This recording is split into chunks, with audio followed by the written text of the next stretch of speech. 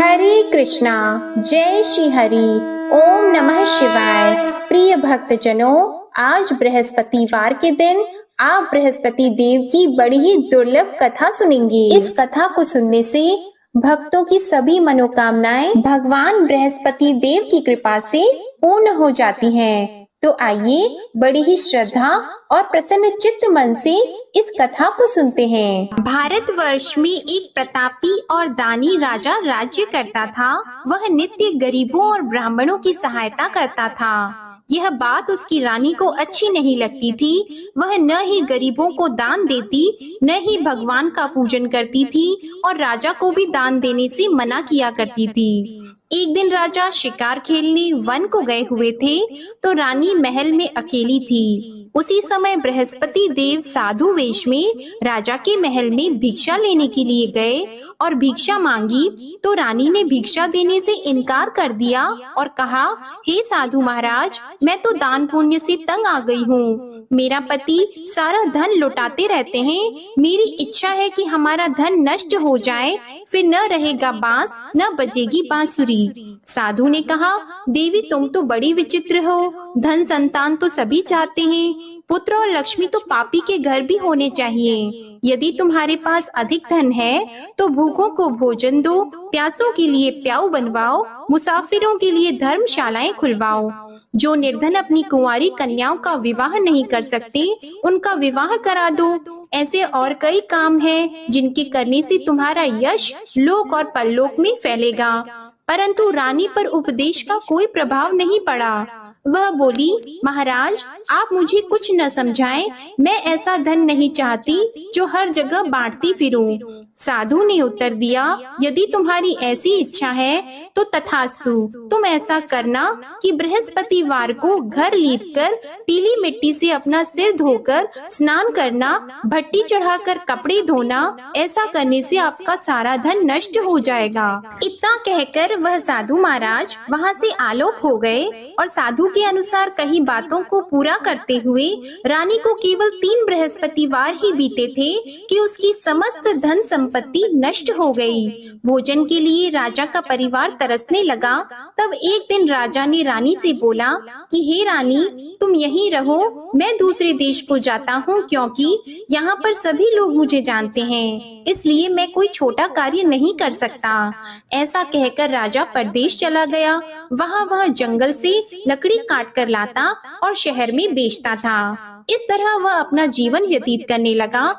इधर राजा के परदेश जाते ही रानी और दासी दुखी रहने लगी।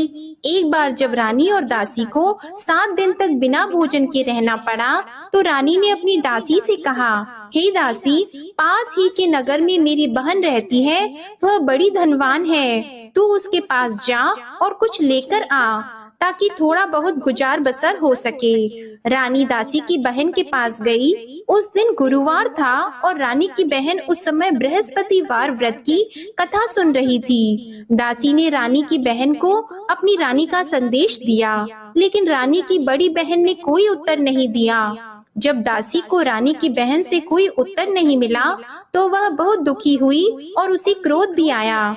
दासी ने वापस आकर रानी को सारी बात बता दी। सुनकर रानी ने अपने भाग्य को कोसा। उधर रानी की बहन ने सोचा कि मेरी बहन की दासी आई थी, परंतु मैं उससे नहीं बोली, इससे वह बहुत दुखी हुई होगी। कथा सुनकर और पूजन समाप्त करके वह अपनी बहन के घर आई और कहने लगी, हे बहन, मैं बृहस्पतिवार का व्रत कर रही थी, तुम्हारी दासी मेरे घर आई थी, परंतु जब तक कथा होती है तब तक न तो उठते हैं और न ही बोलते हैं, इसलिए मैं नहीं बोली। कहो दासी क्यों गई थी? रानी बोली, बहन तुमसे क्या छिपाऊं, हमारे घर में खाने तक को अनाज नहीं था। ऐसा कहते कहते रानी की आंखें भर आई। उसने दासी समेत पिछले 7 दिनों से भूखे रहने तक की बात अपनी बहन को विस्तार पूर्वक सुना दी। रानी की बहन बोली, देखो बहन, भगवान बृहस्पति सबकी मनोकामना को पूर्ण करते हैं। देखो शायद तुम्हारे घर में अनाज रखा हो। पहले तो रानी को विश्वास नहीं हुआ, पर बहन के आग्रह करने पर उसने अपनी दासी को अंदर भेजा, तो उसे सचमुच अनाज से भरा एक घड़ा मिल गया। यह देखकर दासी को बड़ी हैरानी हुई। दासी रानी से कहने लगी, हे रानी, जब हमको भोजन नहीं मिलता तो हम व्रत ही तो करते हैं, इसलिए क्यों न इनसे व्रत और कथा की विधि पूछ ली जाए ताकि हम भी व्रत कर सकें। तब रानी ने अपनी बहन से बृहस्पतिवार व्रत के बारे में पूछा। उसकी बहन ने बताया, बृहस्पतिवार के व्रत में चने की दाल और मुनक्का से विष्णु भगवान का केले की जड़ में पूजन करें तथा दीपक जलाएं, व्रत कथा सुने और पीला भोजन ही करें। इससे बृहस्पति देव प्रसन्न होते हैं। और व्रत और पूजन विधि बताकर रानी की बहन अपने घर को लौट गई। 7 दिन के बाद जब गुरुवार आया तो रानी और दासी ने व्रत रखा। घुड़साल में जाकर चना और गुड़ लेकर आई, फिर उससे केले की जड़ तथा विष्णु भगवान का पूजन किया। अब पीला भोजन कहाँ से आए, इस बात को लेकर दोनों बहुत दुखी थी। चूँकि उन्होंने व्रत रखा था, इसलिए बृहस्पति देव उनसे प्रसन्न थे। इसलिए वे एक साधारण व्यक्ति का रूप धारण करके 2 थालों में सुंदर पीला भोजन दासी को दे गए। भोजन पाकर दासी बहुत प्रसन्न हुई और फिर रानी के साथ मिलकर भोजन ग्रहण किया। उसके बाद वे सभी गुरुवार को व्रत और पूजन करने लगी। बृहस्पति भगवान की कृपा से उनके पास फिर से धन संपत्ति आ गई, परंतु रानी फिर से पहले की तरह आलस्य करने लगी। तब दासी बोली, देखो रानी, तुम पहले भी इस प्रकार आलस्य करती थी, तुम्हें धन रखने में कष्ट होता था, इस कारण सभी धन नष्ट हो गया, और अब जब भगवान बृहस्पति की कृपा से धन मिला है तो तुम्हें फिर से आलस्य होता है। रानी को समझाते हुए दासी कहती है कि बड़ी मुसीबतों के बाद हमने यह धन पाया है, इसलिए हमें दान पुण्य करना चाहिए, भूखे मनुष्यों को भोजन कराना चाहिए और धन को शुभ कार्यों में खर्च करना चाहिए, जिससे तुम्हारे कुल का यश बढ़ेगा, स्वर्ग की प्राप्ति होगी और पितृ प्रसन्न होंगे। दासी की बात मानकर रानी अपना धन शुभ कार्यों में खर्च करने लगी, जिससे पूरे नगर में उसका यश फैलने लगा। उधर एक दिन राजा दुखी होकर जंगल में एक पेड़ के नीचे आसन जमाकर बैठ गया। वह अपनी दशा को याद करके व्याकुल होने लगा। बृहस्पतिवार का दिन था। एकाएक उसने देखा कि निर्जन वन में एक साधु प्रकट हुए। वह साधु वेश में स्वयं बृहस्पति देवता थे। लकड़हारे के सामने आकर बोले, हे लकड़हारे, इस सुनसान जंगल में तू इतना चिंता मग्न क्यों बैठा है? लकड़हारे ने दोनों हाथ जोड़कर प्रणाम किया और उत्तर दिया, महात्मा जी, आप सब कुछ जानते हैं, मैं क्या कहूँ। यह कहकर रोने लगा और साधु को अपनी आत्म कथा सुनाई। महात्मा जी ने कहा, तुम्हारी स्त्री ने बृहस्पतिवार के दिन बृहस्पति भगवान का निरादर किया है, जिसके कारण रुष्ट होकर उन्होंने तुम्हारी यह दशा कर दी। अब तुम चिंता को दूर करके मेरे कहने पर चलो तो तुम्हारे सब कष्ट दूर हो जाएंगे और भगवान पहले से भी अधिक संपत्ति देंगे। तुम बृहस्पति के दिन कथा किया करो, 2 पैसे के चने मुनक्का लाकर उसका प्रसाद बनाओ और शुद्ध जल से लोटे में शक्कर मिलाकर अमृत तैयार करो। कथा के पश्चात अपने सारे परिवार और सुनने वाले प्रेमियों में अमृत व प्रसाद को बांटकर खुद भी ग्रहण करो। ऐसा करने से भगवान तुम्हारी सब मनोकामनाएं पूरी करेंगे। साधु के ऐसे वचन सुनकर लकड़हारा बोला, हे प्रभु, मुझे लकड़ी बेचकर इतना पैसा नहीं मिलता जिससे भोजन के उपरांत कुछ बचा सकूं। मैंने रात्रि में अपनी स्त्री को व्याकुल देखा है, मेरे पास कुछ भी नहीं जिससे मैं उसकी खबर मंगा सकूं। और फिर मैं बृहस्पति देव की क्या कहानी सुनूं? मुझको तो कुछ भी मालूम नहीं है। साधु ने कहा, हे लकड़हारी, तुम किसी बात की चिंता मत करो। बृहस्पतिवार के दिन तुम रोजाना की तरह लकड़ियां लेकर शहर को जाओ। तुमको रोज से दुगना धन प्राप्त होगा, जिससे तुम भली भांति भोजन कर लोगे और बृहस्पति देव की पूजा का सामान भी आ जाएगा। बृहस्पति देव की कथा इस प्रकार है, सुनो। प्राचीन काल में एक ब्राह्मण रहता था। वह बहुत निर्धन था। उसकी कोई संतान नहीं थी। उसकी स्त्री बहुत मलिनता के साथ रहती थी। वह स्नान नहीं करती, किसी देवता का पूजन नहीं करती। इससे ब्राह्मण देवता बड़े दुखी थे। बेचारे बहुत कुछ कहते थे, किंतु उसका कुछ परिणाम नहीं निकला। भगवान की कृपा से ब्राह्मण की स्त्री के कन्या रूपी रत्न पैदा हुआ। कन्या बड़ी होने पर प्रातः स्नान करके विष्णु भगवान का जाप और बृहस्पतिवार का व्रत करने लगी। अपने पूजन पाठ को समाप्त करके विद्यालय जाती तो अपनी मुट्ठी में जौ भर के ले जाती और पाठशाला के मार्ग में डालती जाती। तब ये जौ स्वर्ण के हो जाते तो लौटते समय उनको बीन कर घर ले आती। एक दिन वह बालिका सूप में उस सोने के जौ को फटक कर साफ कर रही थी कि उसके पिता ने देख लिया और कहा, हे बेटी, सोने के जौ के लिए सोने का सूप होना चाहिए। दूसरे दिन बृहस्पतिवार था। इस कन्या ने व्रत रखा और बृहस्पति देव से प्रार्थना करके कहा, मैंने आपकी पूजा सच्चे मन से की है तो मेरे लिए सोने का सूप दे दो। बृहस्पति देव ने उसकी प्रार्थना स्वीकार कर ली। रोजाना की तरह वह कन्या जौ फैलाती हुई जाने लगी। जब लौटकर जौ बीन रही थी तो बृहस्पति देव की कृपा से सोने का सूप मिला। उसे वह घर ले आई और उसमें जौ साफ करने लगी, परंतु उसकी माँ का वही ढंग रहा। एक दिन की बात है कि वह कन्या सोने के सूप में जौ साफ कर रही थी। उस समय उस शहर का राजपुत्र वहां से होकर निकला। इस कन्या के रूप और कार्य को देखकर मोहित हो गया और अपने घर आकर भोजन और जल त्याग कर उदास होकर लेट गया।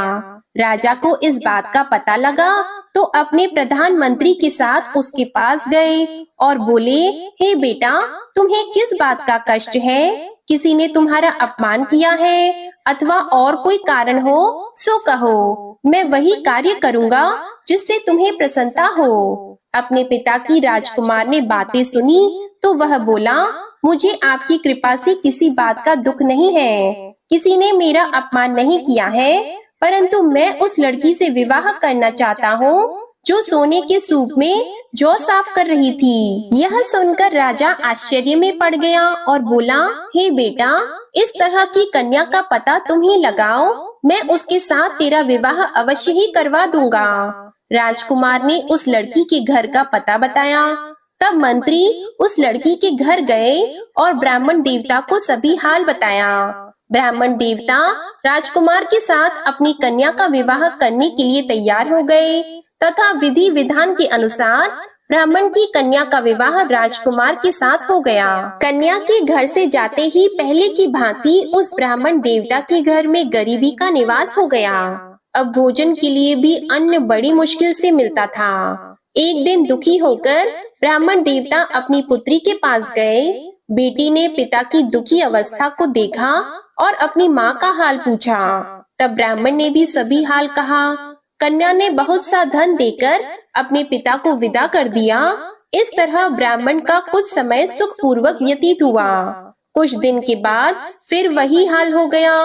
ब्राह्मण फिर अपनी कन्या के यहाँ गया और सारा हाल कहा तो लड़की बोली, हे पिताजी, आप माताजी को यहाँ ले आओ, मैं उन्हें विधि बता दूंगी जिससे उनकी गरीबी दूर हो जाए। वह ब्राह्मण देवता अपनी स्त्री को साथ लेकर पहुँचे तो अपनी माँ को समझाने लगी कि हे माँ, तुम प्रातः काल प्रथम स्नान आदि करके विष्णु भगवान का पूजन करो तो सब दरिद्रता दूर हो जाएगी। परंतु उसकी माँ ने एक भी बात नहीं मानी और प्रातः काल उठकर अपनी पुत्री के बच्चों की जूठन को खा लिया।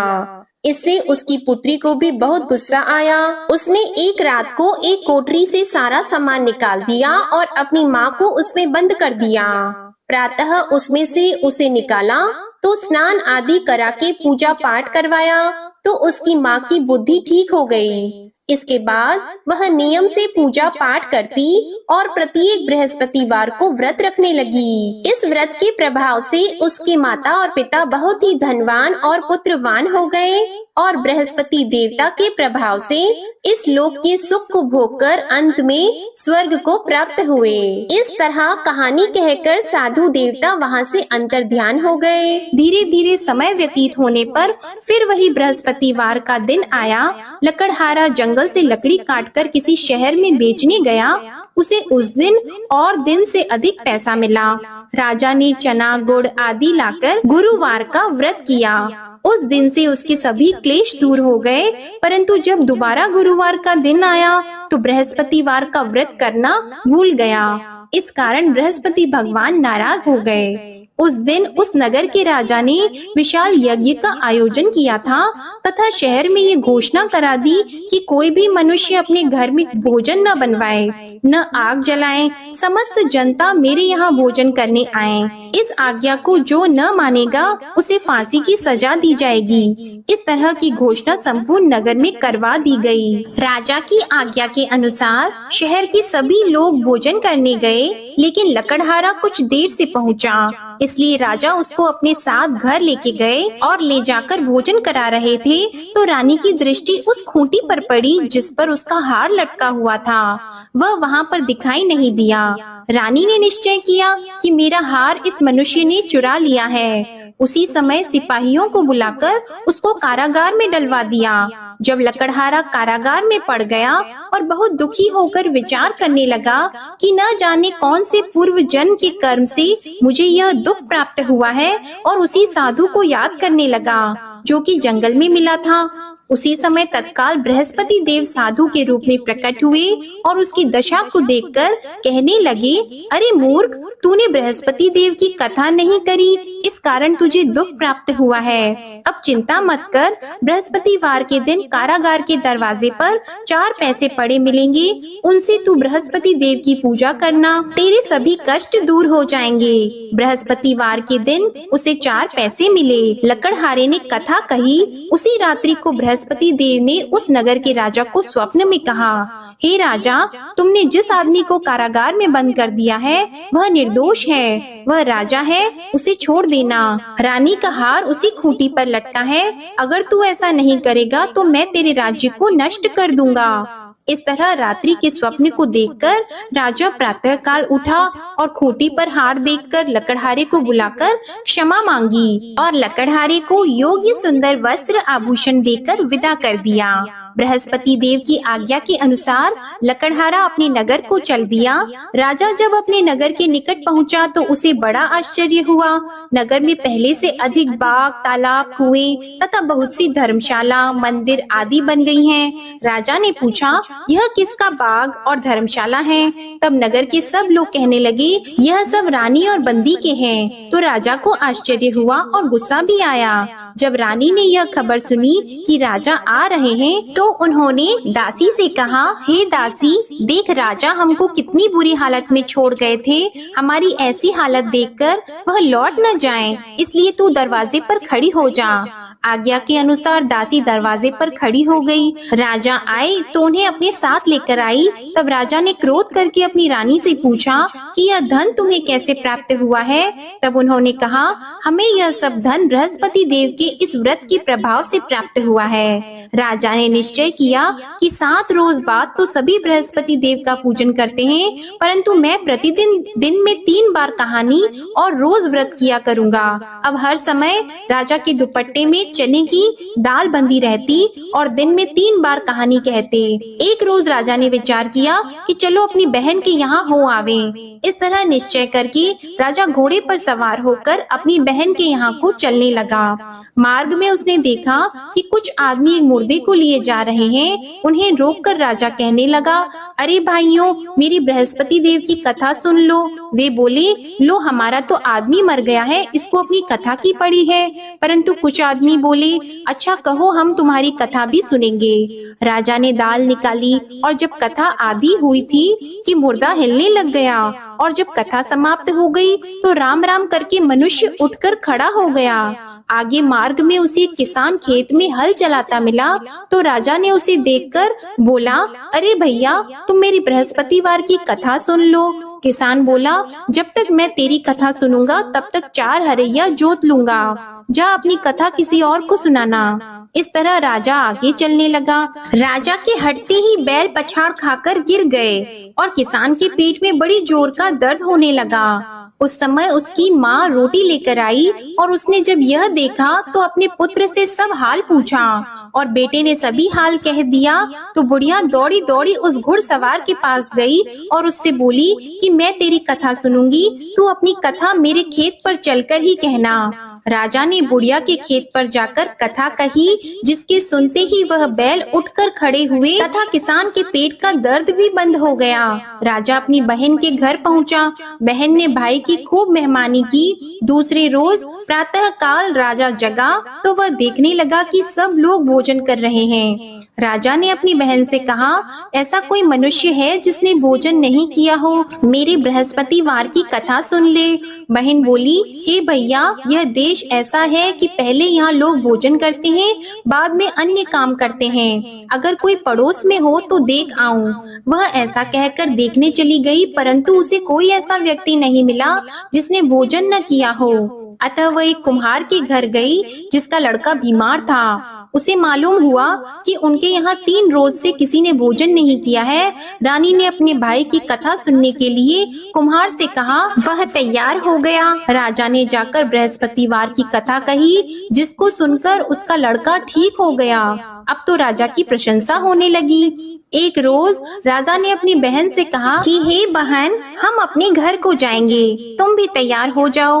राजा की बहन ने अपनी सास से कहा, तो सास ने कहा, हाँ चली जा, परंतु अपने लड़कों को मत ले जाना, क्योंकि तेरे भाई की कोई औलाद नहीं है। बहन ने अपने भैया से कहा, हे भैया, मैं तो चलूंगी पर कोई बालक नहीं चलेगा।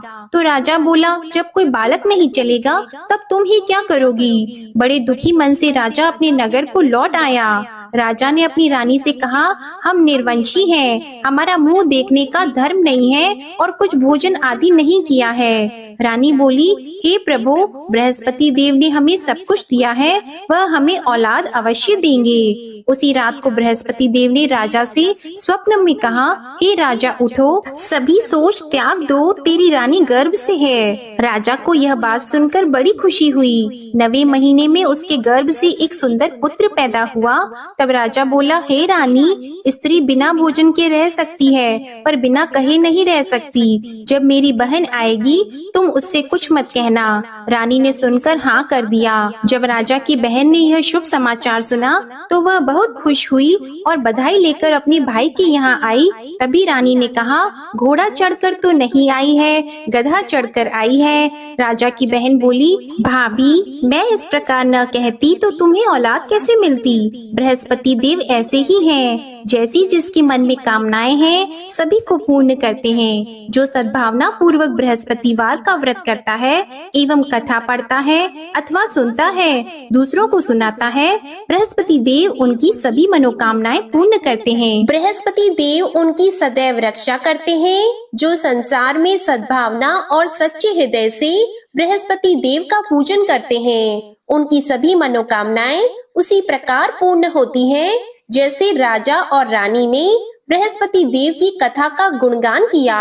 उनकी सभी इच्छाएं बृहस्पति देव ने पूर्ण की। मनुष्य को हृदय से उनका मनन करते हुए जयकारा करना चाहिए। तो प्रेम से बोलिए, बृहस्पति देव की जय, विष्णु भगवान की जय, समस्त देवी देवताओं की जय। अब आप भगवान बृहस्पति देव की आरती श्रवण कीजिए। ओम जय बृहस्पति देवा, ओम जय बृहस्पति देवा, छिन्न छिन्न भोग लगाओ, कदली फल मेवा।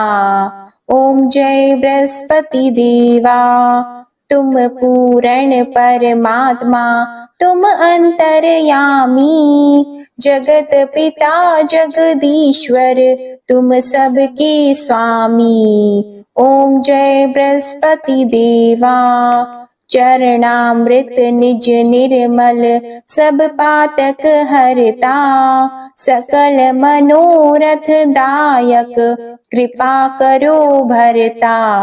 ओम जय बृहस्पति देवा, तन मन धन अर्पण कर, जो जन शरण पड़े, प्रभु प्रकट तब होकर, आकर द्वार खड़े। ओम जय बृहस्पति देवा, दीन दयाल दयानिधि, भक्तन हितकारी, पाप दोष सब हरता, भव बंधन हारी। ओम जय बृहस्पति देवा, सकल मनोरथ दायक सब संशय तारो, विषय विकार मिटाओ संतन सुखकारी। ओम जय बृहस्पति देवा, जो कोई आरती तेरी प्रेम सहित गावे, ज्येष्ठानंद बंद सो निश्चय ही पावे।